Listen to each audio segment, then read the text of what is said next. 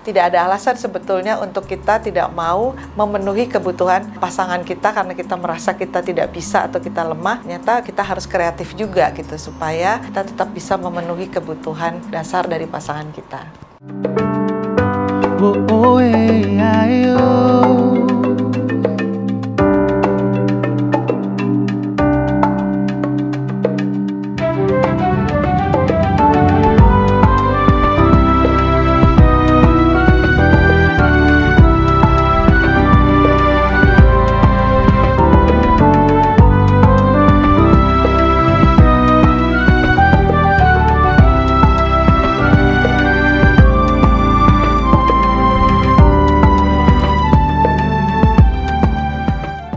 Nama saya Edward Napitupulu. Saya sudah menikah 32 tahun ini dan sudah dikaruniakan anak 3, 2 putri, 1 putra, dan 1 cucu. Kami sejak menikah banyak mendapat pelajaran untuk mempersiapkan pernikahan untuk pasangan baru. Saya Indah Tampu Bolon. Saya istri dari Pak Edward Napitupulu. Kami menikah sudah 32 tahun. Kami bertemu di kampus sama-sama dari ITB. Dan kami saat ini dan mulai dari awal pernikahan, kami belajar tentang membina keluarga khususnya suami istri. Dan kami juga menolong pasangan-pasangan yang mau menikah di kegiatan konseling pranikah, juga di dalam Bible study tentang suami istri. Kami juga menolong beberapa pasangan yang mempunyai masalah di dalam pernikahan atau dalam keluarga. Juga kami senang sekali melakukan kegiatan retreat bersama untuk memperbarui janji pernikahan. Kami sebut acara itu marriage prayer. Kami membaca dan belajar dari beberapa buku yang berguna untuk kami juga terapkan dalam kehidupan pernikahan kami, dan itu juga yang kami bagikan juga dalam pasutri muda ataupun pasangan yang kadang-kadang ada problem atau masalah dan kami membantu mereka.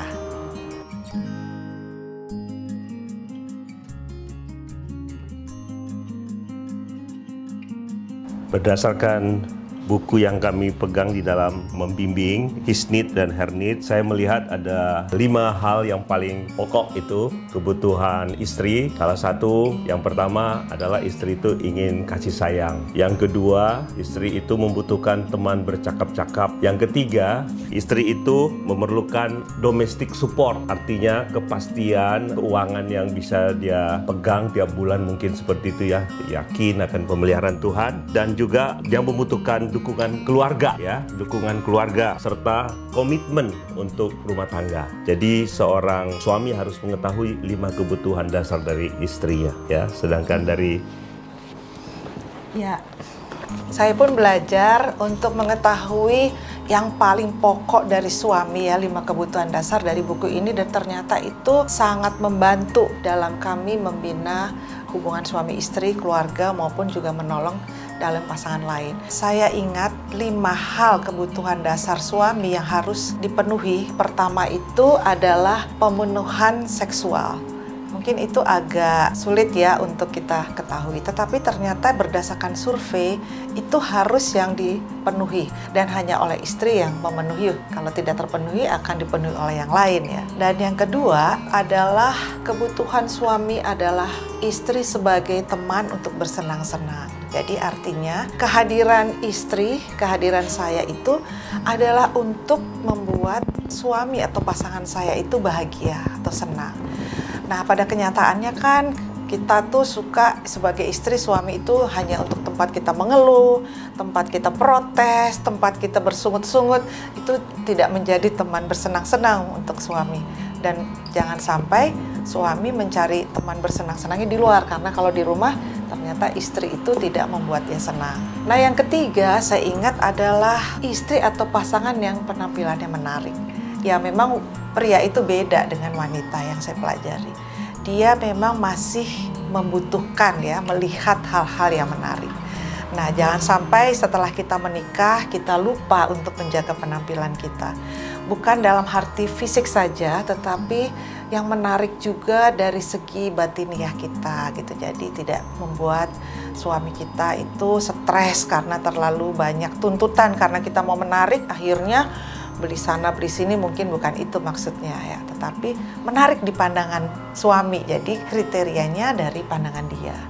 Lalu yang keempat adalah domestic support. Artinya suami itu membutuhkan seorang istri yang bertanggung jawab di dalam kondisi rumah tangga. Jadi anak-anak dihandle dengan baik, lalu rumah juga rapi, makanan diatur dengan baik, sehingga kalau dia pulang semua itu sudah di-manage dengan baik oleh seorang istri. Lalu yang kelima yang saya ingat adalah kebutuhannya penghargaan. Jadi suami itu sekalipun dia punya kekurangan, tapi cobalah sebagai istri selalu melihat kelebihan untuk menghargai suami, karena dia adalah kepala di dalam rumah tangga itu. Itu adalah kebutuhan dia. Jadi sekalipun di luar mungkin dia nggak dapat penghargaan, harusnya di rumah istri menghargai nomor satu.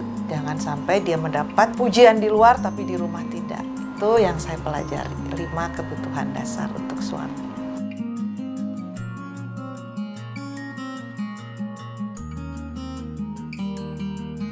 Lima kebutuhan dasar tadi itu adalah hasil survei dari konseling pernikahan yang pernah ada di Amerika. Lalu beberapa hal yang saya kira sangat penting itu adalah keretakan rumah tangga akibat ketidaktahuan dari masing-masing pihak, suami atau istri, hal-hal dasar yang dibutuhkan tadi. Dari sisi istri, saya melihat bahwa suami itu sering tidak tahu bahwa si istri itu menuntut kejujuran dan keterbukaan, sering menyembunyikan sesuatu, dan satu ketika si istri tahu, lalu disitulah muncul konflik.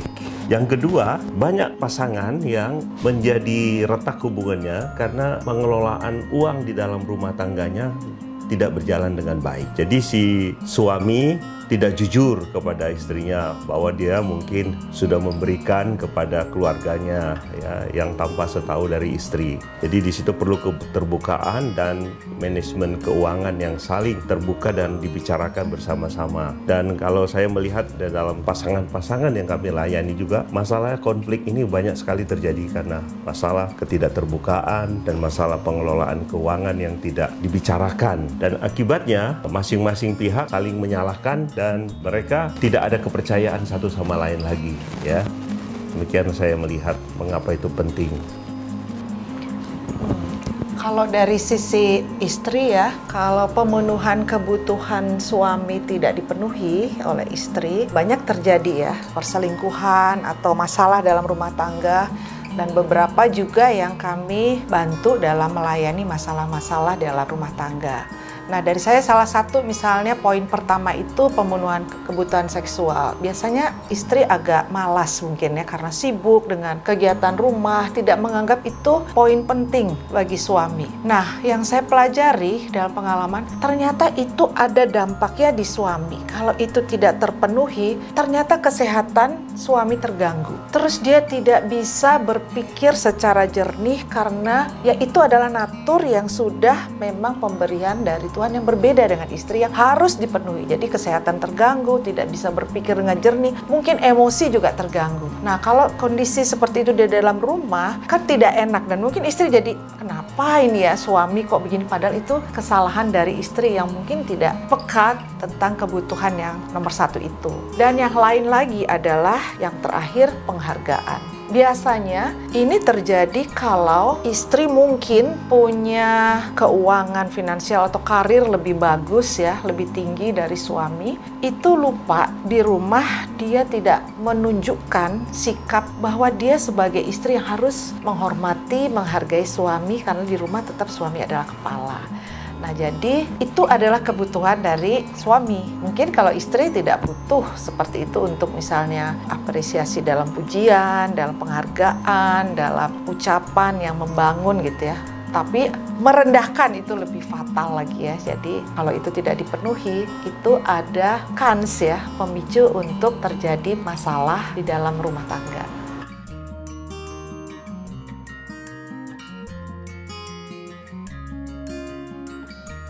Kami pernah mengetes masing-masing kepribadian kami. Ternyata kami semuanya bertolak belakang.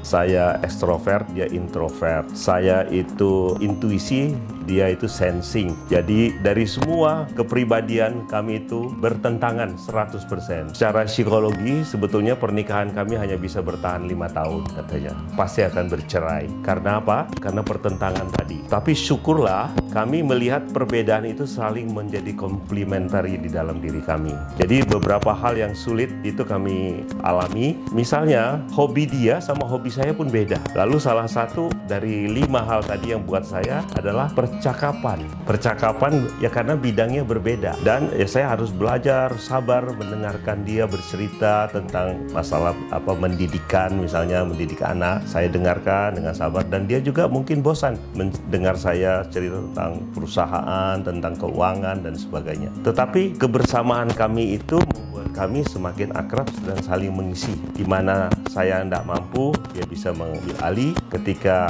dia membutuhkan supporting dari saya bisa menolong dia untuk menyelesaikan yang dia tidak bisa selesaikan. Saya kira itu yang saya lihat. Kalau dari saya, dari 5 kebutuhan itu, saya merasa bagi saya ya, saya kurang mungkin ya dalam hal penghargaan gitu ya. Mungkin berkaitan juga dengan temperamen, karakter atau kebiasaan. Karena dia ekstrovert, saya introvert. Jadi saya kalau mengungkapkan itu kadang-kadang tidak ekspresif. Sementara pasangan itu membutuhkan ekspresif, mungkin langsung kata-kata, langsung pernyataan gitu ya. Nah sementara saya itu lebih, misalnya saya kagum dengan dia, atau saya bangga, atau saya mengucapkan terima kasih, itu saya di dalam hati ya.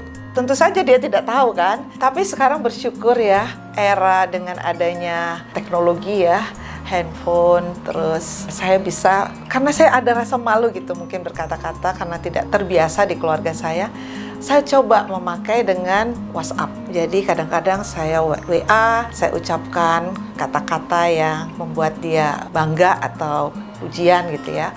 Atau pernah juga gitu saya lakukan gitu ya, di hari Valentine gitu, saya bikin kejutan, saya mengirim kartu gitu, kartu Valentine yang besar gitu, tanpa saya tulis namanya, dan itu saya kutip lah kata-kata yang sangat indah gitu untuk dia baca di hari kasih sayang, baru saya bilang itu dari saya. Ya itu ungkapan penghargaan yang saya tahu, mungkin saya kurang tapi saya coba gitu, saya buat, dan memang ternyata berhasil dan dia sangat senang dan surprise menerimanya. Jadi tidak ada alasan sebetulnya untuk kita tidak mau memenuhi kebutuhan pasangan kita karena kita merasa kita tidak bisa atau kita lemah. Ternyata kita harus kreatif juga gitu supaya kita tetap bisa memenuhi kebutuhan dasar dari pasangan kita.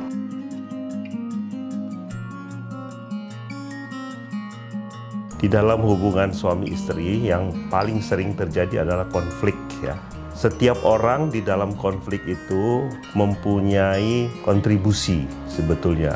Namun sering orang merasa bahwa dia benar, jadi dia tidak punya kontribusi terjadinya konflik itu. Jadi orang selalu bilang tidak ada asap kalau tidak ada api ya. Jadi di dalam mengkonsel pasangan biasanya tiap masing-masing mempertahankan diri ya. Sehingga kalau itu terus-menerus seperti itu, maka tidak mungkin bisa terjadi konsolidasi lagi kembali. Jadi kami selalu menyampaikan kepada mereka bahwa ini ada bagianmu dalam hal ini. Dan setelah mereka sadar dan saling maaf-maafan, barulah mereka, oh sebetulnya cara saya tadi menyakitkan pasangan saya rupanya. Jadi ingat kata-kata dalam firman Tuhan itu bahwa selumbar katanya balok di mata sendiri tidak terlihat, tetapi selumbar di mata orang di kejauhan bisa terlihat jelas. Jadi pasangan-pasangan yang punya titik buta terhadap pasangannya itu yang sering menjadi sumber konflik, sehingga tidak ada yang mau ngalah, tidak ada yang mau merendahkan diri. Ya, itu juga sebetulnya kecenderungan istri ya. Kita itu biasanya kalau ada konflik kita melihat dulu gitu ya, kesalahan pasangan kita bukan kita. Nah, kami belajar di sini bahwa kalau kami terjadi konflik atau masalah, masing-masing kita melihat dulu gitu. Jadi kontribusi saya atau andil saya dalam konflik itu apa, bereskan itu. Jadi bukan kita sibuk membereskan atau mengungkit-ungkit andil dari pasangan kita. Tapi kalau masing-masing kita langsung melihat kontribusi saya atau andil saya dalam konflik ini apa dan saya bertanggung jawab untuk membereskan, mungkin itu lebih mudah untuk cepat berdamai. Dan itu juga yang kami lakukan pada waktu kami diminta tolong untuk mendamaikan pasangan yang sedang bermasalah. Lalu hal lain yang kita sering lihat ya, yang menjadi masalah, kalau sudah mulai membanding-bandingkan gitu pasangan kita dengan orang lain, misalnya suami saya gini nggak kayak si itu gini, atau istri saya gini nggak. Nah kalau sudah seperti itu artinya sudah membuka kesempatan untuk terjadinya konflik gitu ya. Karena sebetulnya pasangan kita itu kan sudah yang paling tepat ya, yang diberikan Tuhan untuk kita, yang pasti pas dengan kita dan tidak bisa dibandingkan dengan orang lain. Nah, begitu kita mempelajari pasangan kita uniknya seperti ini dan disitulah saya dipilih oleh Tuhan untuk menjadi pasangan dia. Jadi kita sudah punya perasaan bahwa akulah orang yang paling tepat untuk mengerti dia, untuk bisa menolong dia, untuk membahagiakan dia. Dan itu harus selalu ada di dalam pikiran kita gitu. Jadi tidak kita bilang kalau orang lain harusnya begini, tapi kita harus selalu berpikir ke situ bahwa aku sudah dipilih menjadi pasangan yang paling pas gitu. Jadi kalau misalnya skrup sama baut gitu ya, itu masuknya pas. Tapi kalau sudah berpikir bahwa aku nggak cocok atau tidak ada kecocokan dan aku mulai mau cari pasangan yang lain, nggak akan ketemu karena bukan itu. Dan akhirnya akan berganti-ganti pasangan karena mencari cocok. Jadi kalau misalnya istilah berpisah karena tidak cocok lagi, saya rasa tidak akan pernah akan ketemu yang cocok karena kita sudah yang paling cocok yang sudah dipertemukan Tuhan.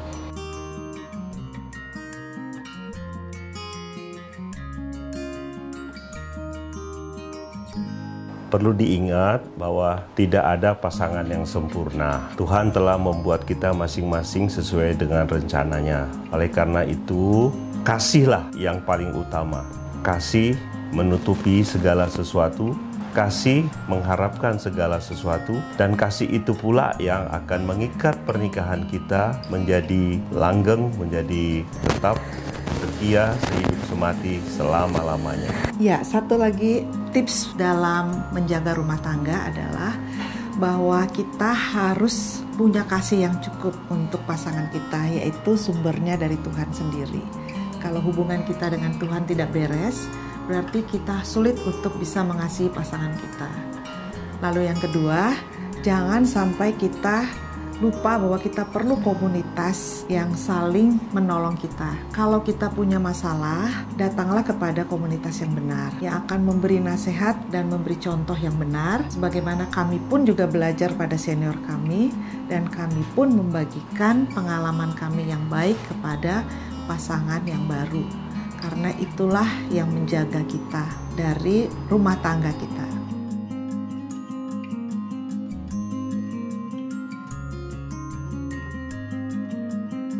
Banyak pria-pria itu datang kepada wanita dengan kata-kata rayuan yang hebat-hebat. Kebetulan saya sebetulnya nggak terlalu suka dengan model rayu-rayuan seperti itu. Dan Bang Edu yang suami saya ini, dia unik. Jadi dia datang dengan misi yang yakin. Dia bilang, maukah kamu saya bahagiakan? Kalau tidak mau, selamat menderita dengan orang lain. Jadi dia yakin bahwa dia bisa membahagiakan saya, dan kalau di luar dia, saya menderita. Jadi itu janji dia dalam pernikahan bahwa dia mau membahagiakan seterus.